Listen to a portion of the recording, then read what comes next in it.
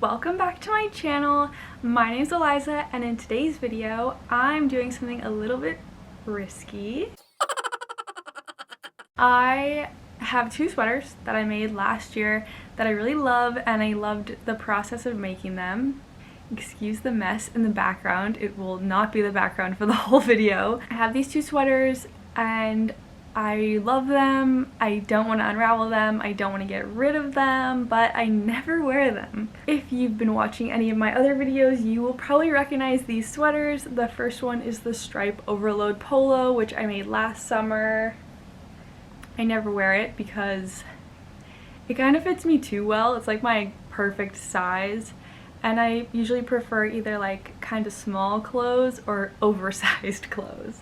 So although it fits me well, it's not my ideal fit. My other sweater that I absolutely love but never wear is a similar sweater. It's my mood sweater that I made last spring, and I documented the whole process of making this sweater. I love this sweater. It also fits me very, very well, like perfectly. Yeah, that's the reason why I never wear it. It fits me a little too perfectly for a pullover sweater. What I thought would be fun, instead of unraveling them and like making new sweaters, I thought it would be fun to try and steek these sweaters and make them into cardigans. Because I think I would wear a cardigan with this fit more than I would wear the pullover with this fit. I do think it's a little risky to steek something that wasn't like meant to be steeked. I'm just gonna take a risk, and if we mess these up, then we will just unravel them and make new sweaters. Hopefully this one doesn't get messed up. I'm gonna be very sad if I end up messing up my mood sweater. Although I never wear it, so it's really no loss. Okay, let's just do it. I'm gonna go to my studio and I'm going to set this up. I'm gonna watch a video on steeking just to refresh my memory on the process, see if I can make it work with these sweaters that are already made. And then we're gonna get out the big fabric scissors and we're gonna cut these sweaters open. Okay, let's go. I'm in my studio now and I'm trying to be quiet because I think you can hear everything in the studio, no matter how loud you speak. So I have my mood sweater on the table right here. It's still like nice and flat from when I blocked it because of how little I've worn it. So I watched a couple seconds of a few videos on how to steek. Normally I think you would know that you're going to steek the sweater. You wouldn't just cut your sweater in half, but it sounds like I can find like 5 stitches, a center stitch, and then 2 stitches on either side of that, and kind of designate those as like the stitches I'm gonna work with to cut this open. One video suggested, I'll put the videos that I watched down below. I did not watch the whole videos, so just keep that in mind. But one video said to put a basting stitch down the center stitch, so the one you're gonna cut open, I guess. So I think I'll do that, just so I can see it and I won't lose track of it. And then another video said to like crochet or make a slip stitch with a crochet hook between the 2nd and 3rd stitches on either side as the reinforcement, and then you would cut open the center stitch, I think. I'll probably watch the videos one more time. But then I was noticing that on my sweater, because it wasn't meant to be a cardigan, the collar is very close. There is like almost 1 stitch between the 2 edges of the collar right here. So I don't think that would be a super cute neckline for a cardigan, because once I cut this open, I'm gonna lose 2 stitches on either side. So then it's gonna be like a collar, and the collar is probably gonna be like ending here on either side, and then there'll be a flat bar or like a flat line where my placket will go. And I know some people make cardigans like that, but I don't know that I personally like the way those look. I like it better when everything's kind of flush. But we can figure that out later. But I was just thinking that since the mood sweater is knit from the bottom up and I did the collar last, maybe I could just take the collar off, do the steek, open it up, redo the collar, and then knit a button band. Maybe I could even knit a button band that went up onto the collar. Let's just totally change the design of the sweater. Okay, I'm gonna try to prep my basting line I'm gonna find some fingering weight yarn because that's what was suggested, even if you have a bulkier weight sweater. There's a tiny spider on my table. So I'm gonna try to prep this and see how it goes.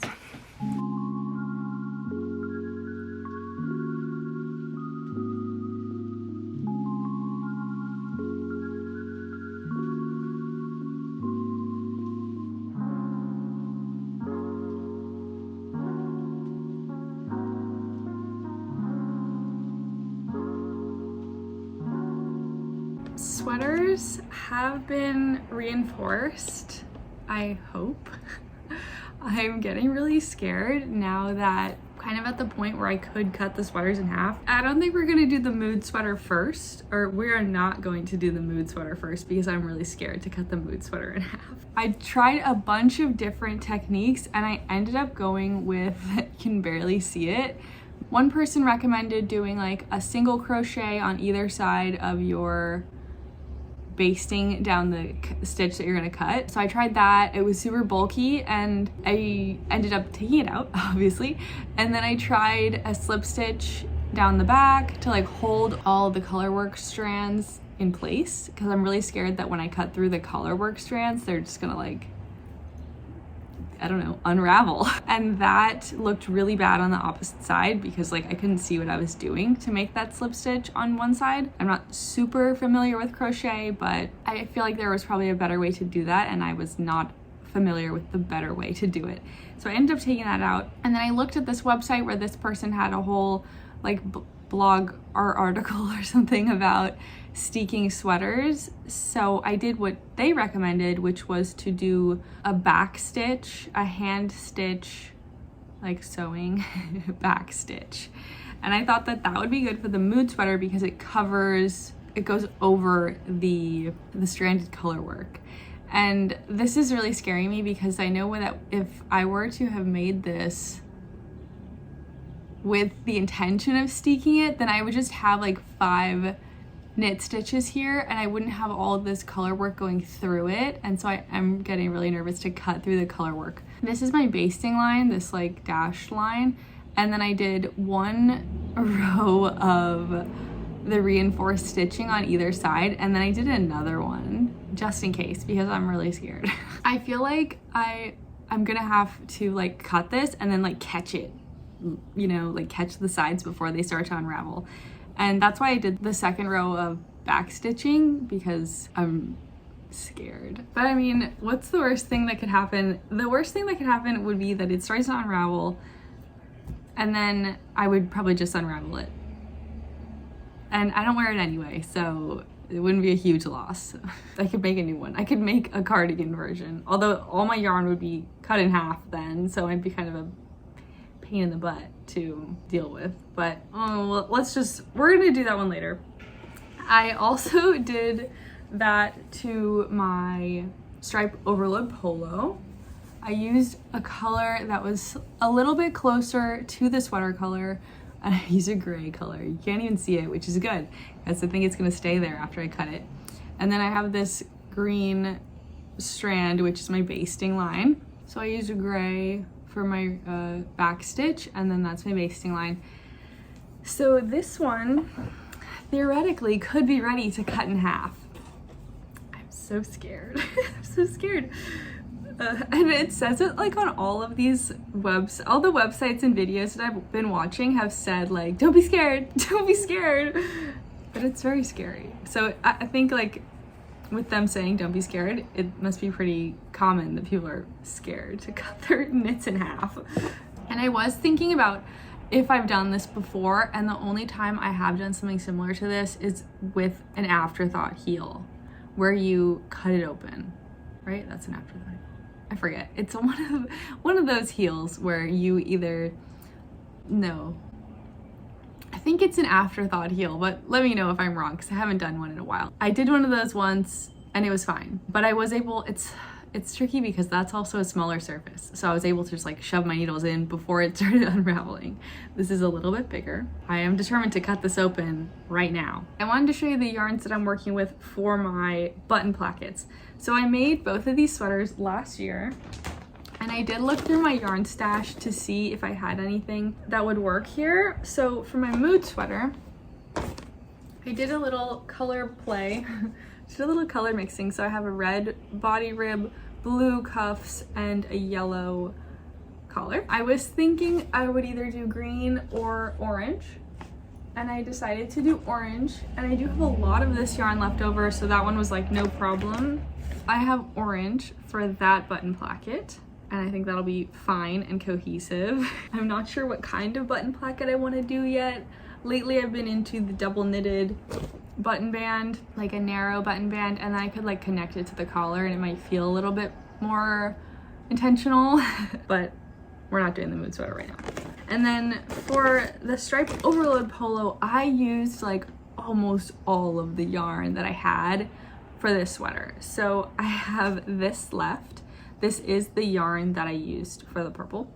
I don't have the yarn that I had held it with, which was making this like deeper tone in here. It was a silk yarn that was kind of a multicolor.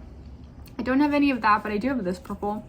So I could potentially do these together and it would just be a solid purple button band, which would not really go considering all the trims on this are striped. And then I have this like funny scrappy thing that I started to make with the leftover yarns. So I could unravel this. There's a tiny bit of green. I don't think that's even enough green to get like one row of a button band. I don't know if it's even worth using that green, but this is what I'm working with. I feel like it'll probably end up being purple.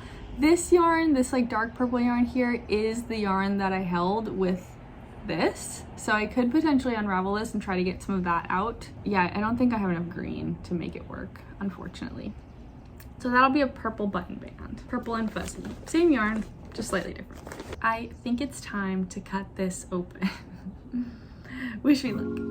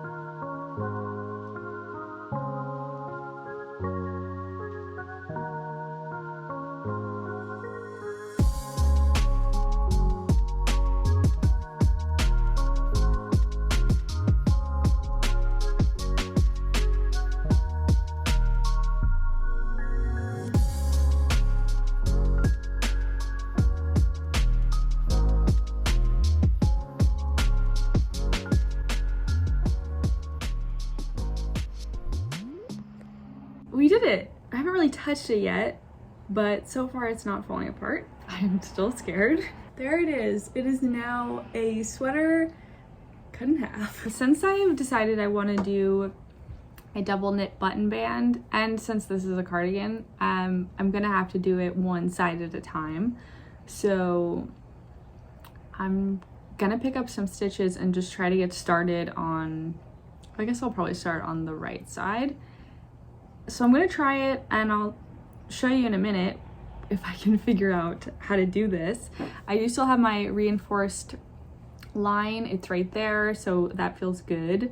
The stitches aren't moving past it. I was getting a little scared when I was cutting, and like some little, you know, like you're cutting loops in half, and so some of them would kind of like pop up, and that made me nervous, even though they weren't moving or anything, but just that they were not like not staying down, you know, any movement was making me a little nervous.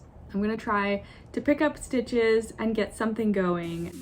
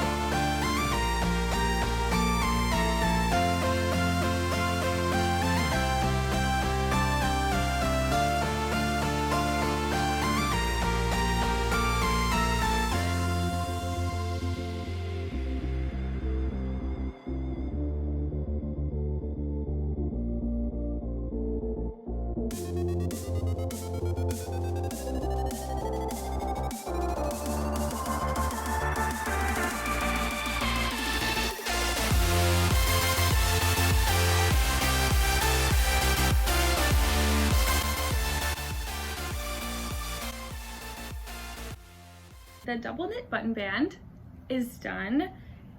I think I'm gonna block this before I put the buttons on, just so the placket is like sitting nicely. It looks okay, but it's just like, I'm still getting used to the like doing a double knit button band. So like you can see here, maybe this will work itself out when I weave the ends in too, but like it's slightly off. It's not like level right there. And it's even worse at the bottom. Like, that one's not that bad actually. It's this one. This one's bad. And I think this is where I cast on.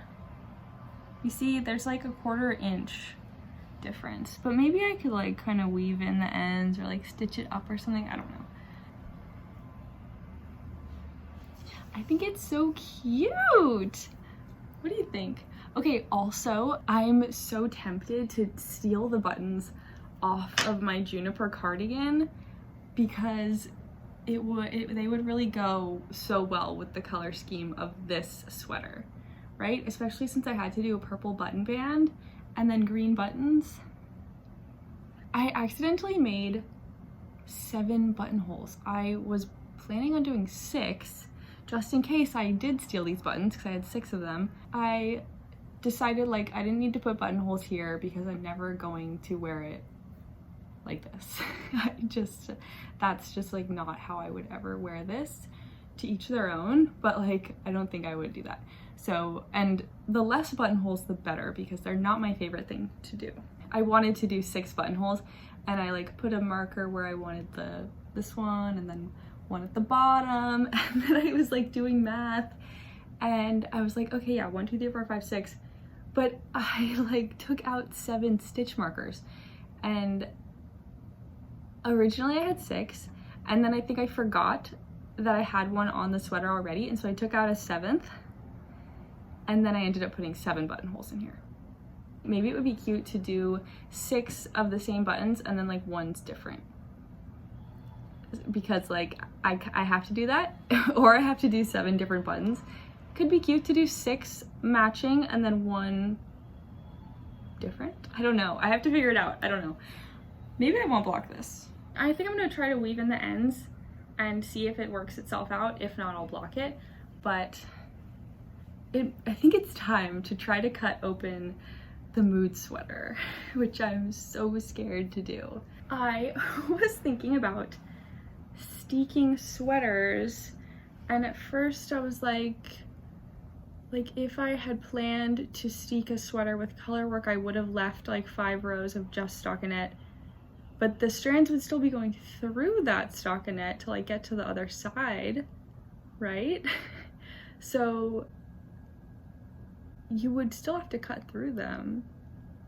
I'm just so scared. I'm just like so scared, and I'm trying to find more evidence that it's going to be okay to cut this in half.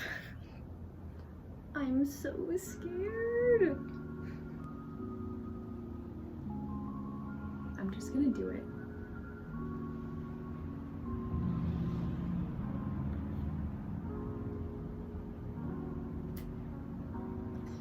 Oh, okay, first cut has been made.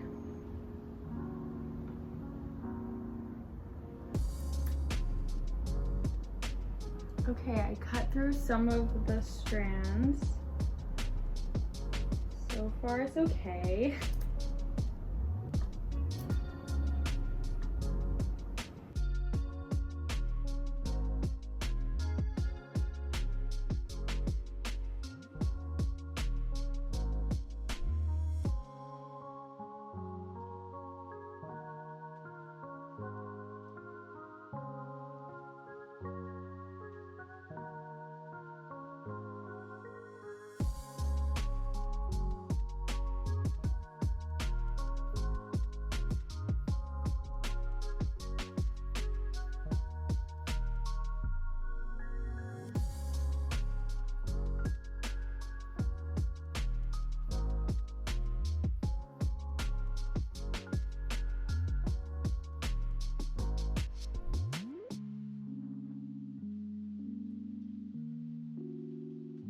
One of the scariest parts is over. I think The next part is gonna be equally scary, picking up the stitches, hoping it does not unravel.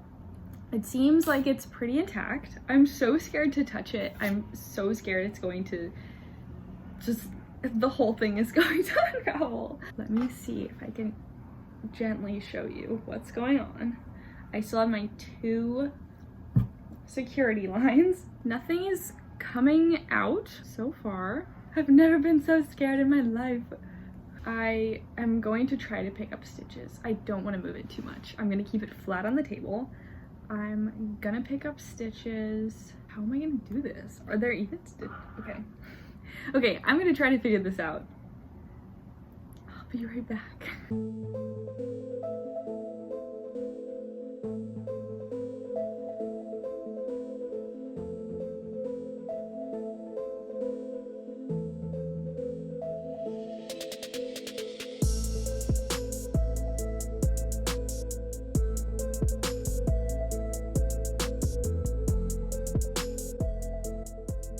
I picked up stitches on the first side. I tried to pick up stitches in between these 2 rows, but I chickened out because it was just like too close to the edge.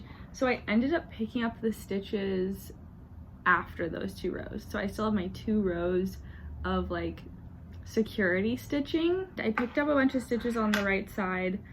I think I'm just gonna do exactly what I said I didn't want to do, which is make a button band with a space in between the collar. I feel like doing a double knit button band, it worked so well on this one because this is stockinette stitch and the double knit button band kind of looks like stockinette. So this is like, it has kind of a clean look.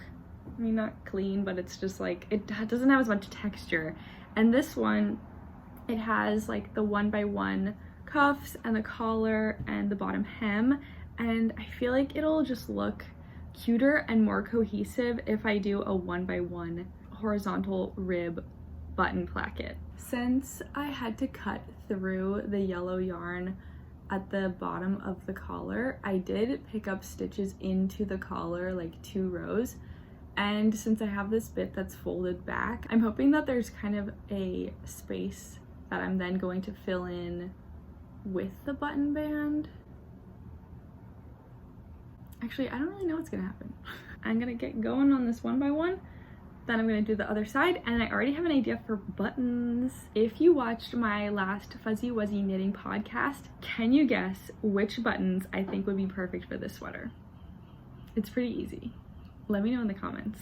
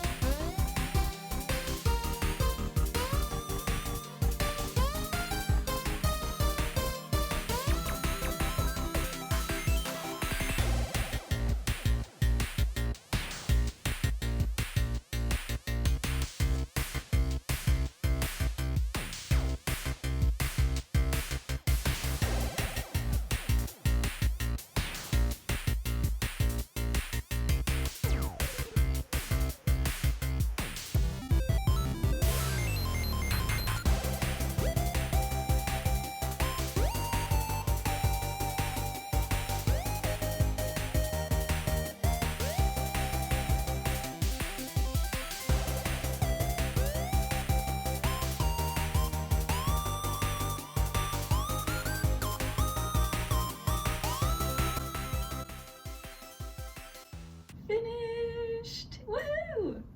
I think they came out pretty well. The stripe overload polos button band did have like those couple issues that I talked about earlier, just like not matching up perfectly with where I cut the sweater, but I think it's okay. doesn't really bother me that much. And I ended up doing that yellow button with the green buttons because I had like maybe 5 different kinds of buttons to choose from, and I thought the yellow was like the cutest contrast color to go with the green and purple without like taking away from it. And like you can't even see it, it's up here.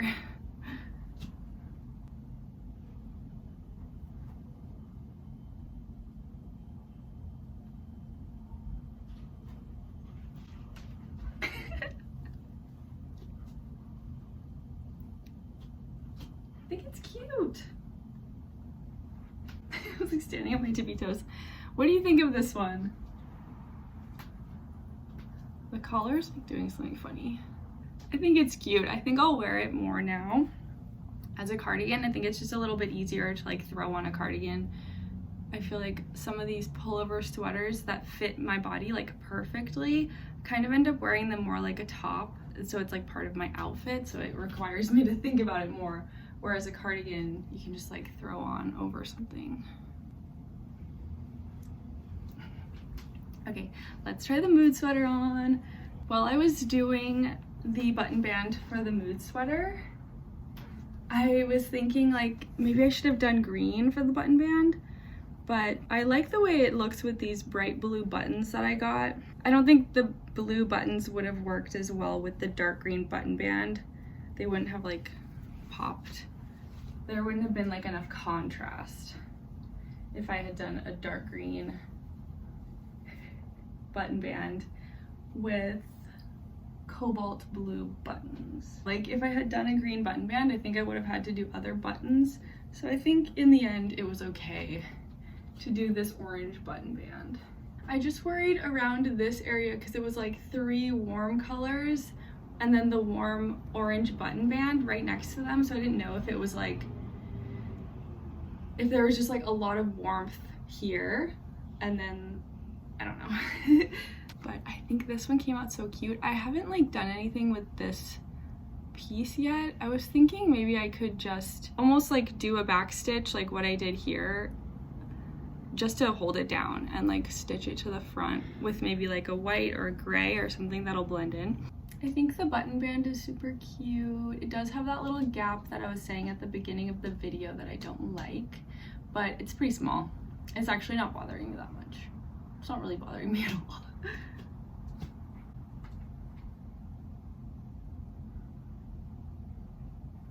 I think this is super cute. I'm glad that I got these cobalt buttons when I was in Seattle. Like I didn't even know that I was gonna use them for this. I think it ended up being a great match. Okay, we did it. Neither one of the sweaters fell apart, so that's a win. Let me know what you think of these in the comments, and if you've ever cut open a sweater that was not knit with the intention of being cut open, because this is my first time doing it, and I think if I ever decide I want to cut open a sweater that I didn't knit with the intention of cutting open, I think I'll feel more confident doing it now. So I think this is a pretty successful project. Let me know your thoughts in the comments and what you think of the modifications made to these sweaters. I'm really hoping that I wear them more now because they literally just sat in my closet for like the last 8 months. Like I don't think I wore them at all last year, which sucks because they were so fun to make and I think they're so cute. Thanks so much for watching, and I will see you in my next video.